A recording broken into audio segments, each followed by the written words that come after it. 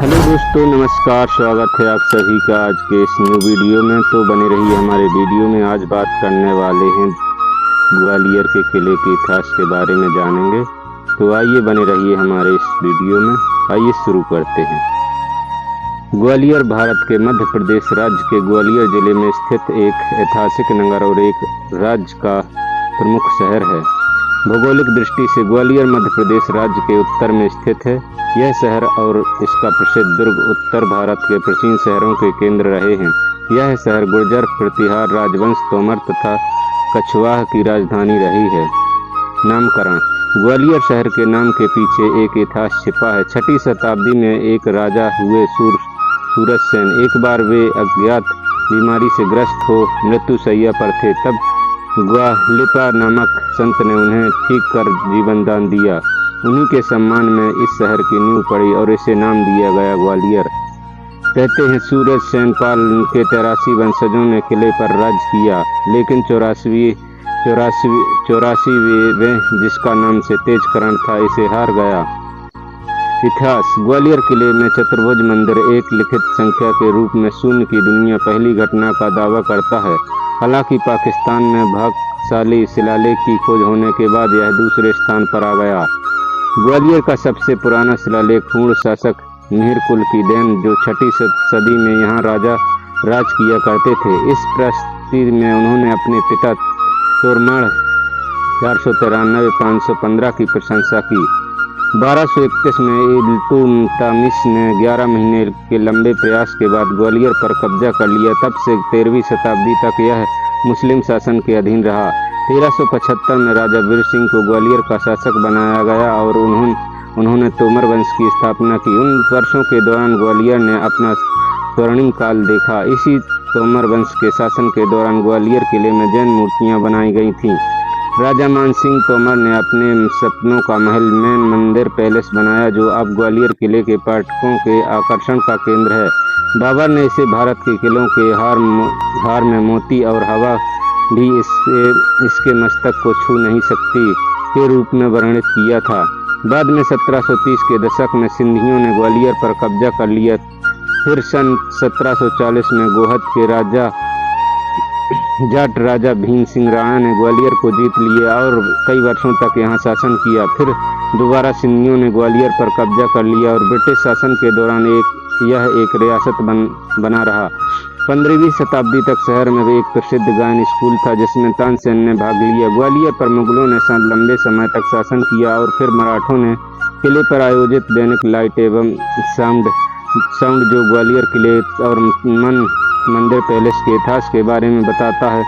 1857 का स्वाधीनता संग्राम: 1857 के भारतीय स्वतंत्रता संग्राम में ग्वालियर ने भाग नहीं लिया था, बल्कि यहाँ के सिंधिया शासक ने अंग्रेजों का साथ दिया था। झांसी के अंग्रेजों के साथ में हाथ में पड़ने के बाद रानी लक्ष्मीबाई ग्वालियर भागकर पहुंची और वहां के शासक से उन्होंने पनाह मांगी। अंग्रेजों के सहयोगी होने के कारण सिंधिया ने पनाह देने से इनकार कर दिया, किंतु उनके सैनिकों ने बगावत कर दी और किले को अपने कब्जे में ले लिया।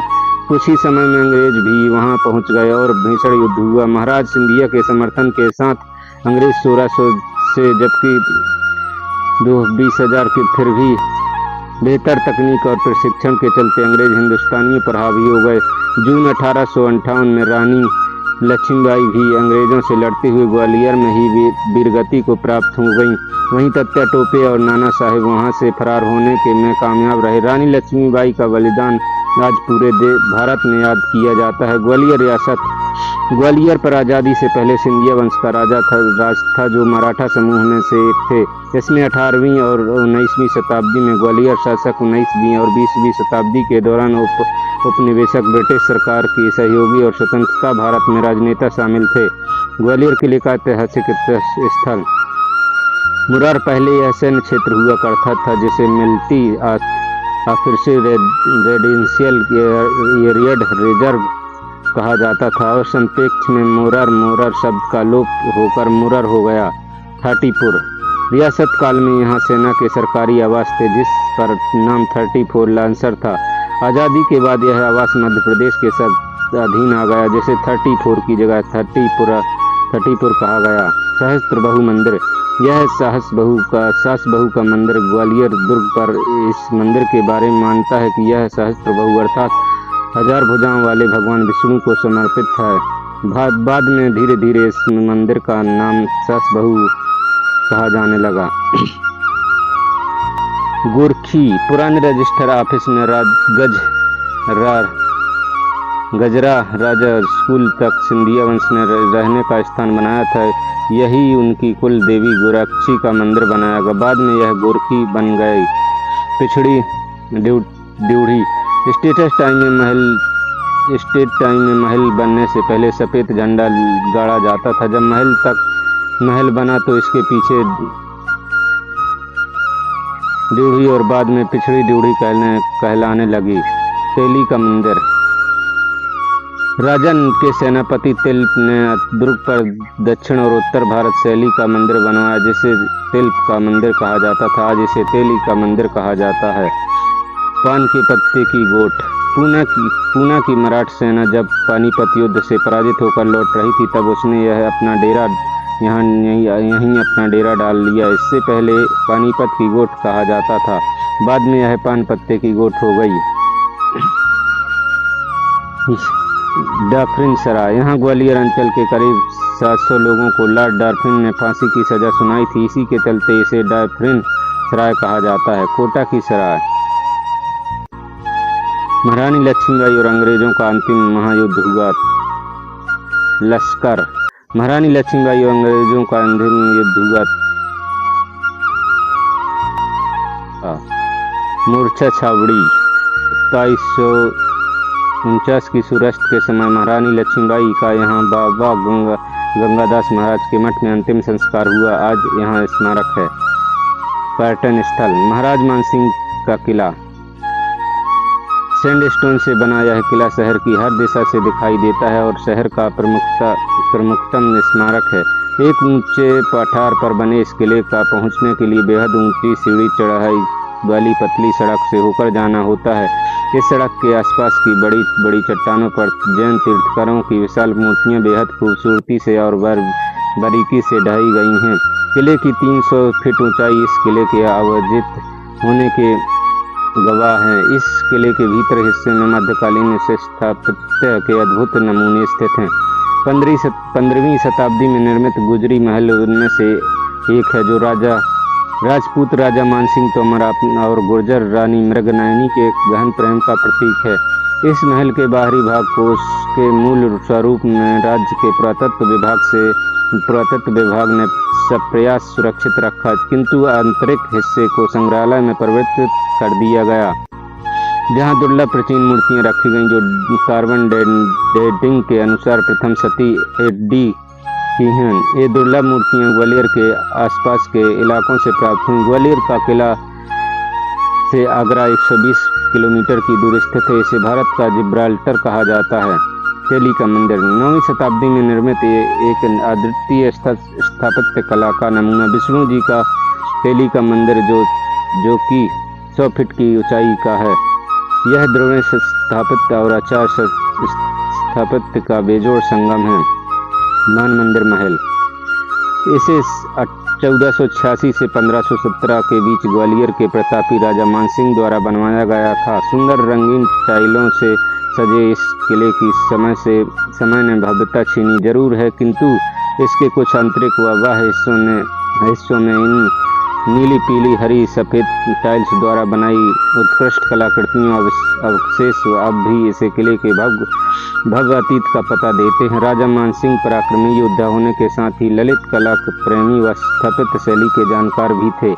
उनके शासनकाल को ग्वालियर का स्वर्ण युग कहा जाता है।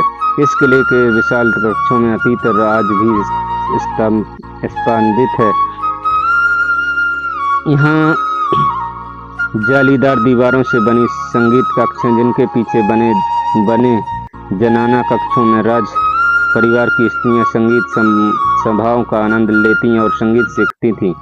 इस महल के तहखानों में एक कैदखाना है। इतिहास कहता है कि औरंगजेब ने यहाँ अपने भाई मुराद को कैद करवाया था और बाद में उसे समाप्त करवा दिया।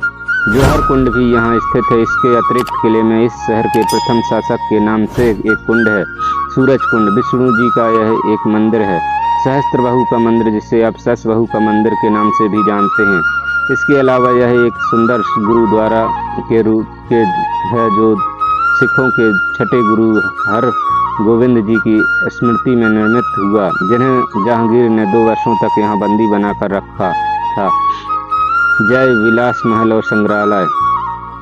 यह सिंधिया राज परिवार का वर्तमान निवास स्थल नहीं, बल्कि एक भव्य संग्रहालय भी है।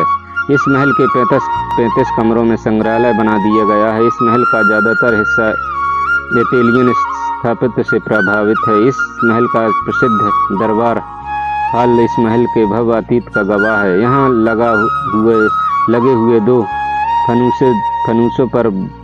फनुसों का भार 2-2 टन का है। कहते हैं इन्हें तब टांगा गया जब 10 हाथियों के छत पर चढ़कर छत की मजबूती मापी गई। इस संग्रहालय की एक और प्रसिद्धि चीज है चांदी की रेल, जिसकी पटरियां डाइनिंग टेबल पर लगी हैं और विशिष्ट दावतों में यह रेल पे परोसती चलती है। और इटली, फ्रांस, चीन तथा अन्य कई देशों की दुर्लभ कलाकृतियां हैं। तानसेन स्मारक। हिंदुस्तानी शास्त्रीय संगीत के स्तंभ महान संगीतकार तानसेन, जो अकबर के नवरत्नों में से एक थे, उनका स्मारक यहाँ स्थित है। यह मुगल स्थापत्य का एक नमूना है। तानसेन की स्मृति में ग्वालियर में हर वर्ष नवंबर में तानसेन समारोह आयोजित किया जाता है। दिव्यस्वान सूर्य मंदिर। यह बिरला द्वारा निर्मित करवाया मंदिर है, जिसकी प्रेरणा कोणार्क के सूर्य मंदिर से ली गई। गोपाचल पर्वत। गोपाचल पर्वत ग्वालियर के किले के अंचल में प्राचीन कलात्मक जैन मूर्ति समूह का अद्वितीय स्थान है। यहाँ पर हजारों विशाल जैन मूर्तियाँ 1398 से 1536 के मध्य पर्वत को तराशकर बनाई गई हैं। इन विशाल मूर्तियों का निर्माण तोमरवंशी राजा वीरदेव डूंगर सिंह व कीर्ति सिंह के काल में हुआ। अपभ्रंश के महाकवि पंडित रायधू के संधियों में इनकी प्रतिष्ठा हुई। झांसी महारानी लक्ष्मीबाई की समाधि। रानी लक्ष्मीबाई स्मारक शहर के पड़ाव क्षेत्र में है कहते हैं। यहाँ झांसी की रानी वीरांगना महारानी लक्ष्मीबाई की सेना ने अंग्रेजों से लड़ते हुए पड़ाव डाला। यहाँ के तत्कालीन शासक महाराज जयाजीराव सिंधे उर्फ सिंधिया से सहायता मांगी, किंतु सदैव में मुगलों और अंग्रेजों के प्रभुत्व में रहे यहाँ के शासक उनकी मदद न कर सके और वे यहाँ के सूर्यास्त के समय कोटा की सराय पुलबाग में वीरगति को प्राप्त हुई। बाबा गंगादास महाराज के मठ में महारानी लक्ष्मीबाई का गुप्त रूप से अंतिम संस्कार हुआ। उनकी अंतिम संस्कार में व्यवस्था न आए, इसलिए साधुओं ने अंग्रेजों से लोहा लिया और सदा के लिए अमर हुए। उसी स्थान पर उनका भव्य अश्वरूढ़ पुतला का स्मारक है। महारानी लक्ष्मीबाई की खोज की। रानी लक्ष्मीबाई का कुछ भी पता न चलने पर शाम के समय महारानी लक्ष्मीबाई को आधिकारिक रूप से मृत घोषित किया गया। 29 जून को यह जानकारी फोर्ट विलियम तथा रानी विक्टोरिया को टेलीग्राफ द्वारा हैमिल्टन ने दी। 20 जून को न्यूज़पेपर के जरिए पूरे हिंदुस्तान तथा इंग्लैंड और अमेरिका में रानी लक्ष्मीबाई की मृत्यु की जानकारी दी गई। ये दोस्तों आज के लिए इतना ही। वीडियो पसंद आया हो तो लाइक शेयर सब्सक्राइब जरूर करें। जय हिंद, वंदे मातरम। मिलते हैं नेक्स्ट वीडियो में।